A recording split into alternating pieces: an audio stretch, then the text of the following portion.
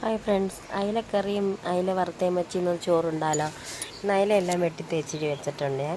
അതിനകത്തിലേക്ക് നമുക്ക് അരപ്പ് തയ്യാറാക്കാം. തേങ്ങ, ചുവന്നുള്ളി, മഞ്ഞൾപ്പൊടി, മുളക് പൊടി എല്ലാം ചേർത്ത് നല്ല പേസ്റ്റ് പരുവത്തിൽ നമ്മൾ അരച്ചെടുക്കുക. ആ അരച്ച അരപ്പ് മൺചട്ടിക്കകത്തിലേക്ക് ഒഴിക്കാം. ഒഴിച്ചതിന് ശേഷം അതിനകത്ത് കുടംപുളി, പച്ചമുളക്, തക്കാളി ഇതെല്ലാം കൂടി ഇട്ടതിന് ശേഷം പാകത്തിന് ഉപ്പ് ഇട്ട് ശരിയാക്കിയെടുക്കുക. അത് കഴിഞ്ഞ് ഒരടുപ്പിലേക്ക് നമുക്ക് എണ്ണ ഒഴിച്ച് വറുക്കാനുള്ള തയ്യാറെടുപ്പ് നടക്കാം.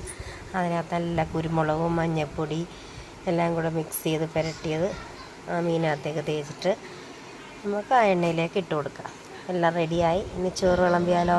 നല്ല വെള്ള പാത്രത്തിനകത്ത് പൊന്നിയരിച്ചോറ് അതിനകത്തേക്ക് അയലക്കറി ഒഴിക്കുക. അയലക്കറിക്ക് ശേഷം ഇന്നിവിടെ തോരന് ബീട്രൂട്ടാണ്. ബീട്രൂട്ട് തോരനാണ് നമ്മളടുത്ത് വെക്കാൻ പോകുന്നത്. ബീട്രൂട്ട് തോരൻ നല്ല ചുവന്നിരിക്കുന്ന ബീട്രൂട്ട് തോരനുണ്ട്. അത് കഴിഞ്ഞിട്ട് 2 തുണ്ട് അയല മീൻ വറുത്തതും കൂടെ വെച്ച് ഇന്ന് നമുക്ക് കഴിച്ചാലോ ഉച്ചക്കത്തോണ്.